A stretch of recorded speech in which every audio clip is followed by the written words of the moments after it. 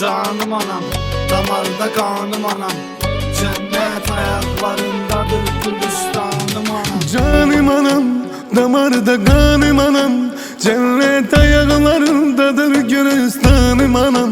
Sensiz dözmez yürek, Allah ayırmasın. Kederin zulmetine keçer sensiz anım anam.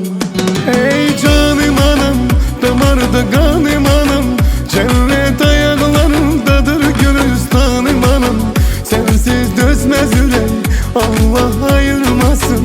Kederin zulmetine keçer sensiz anım anam. Şöhretim şanım anam, benim atsanım anam.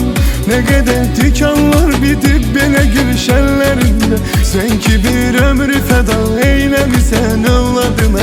Ne kadar azal gözlenip saçının dellerinde.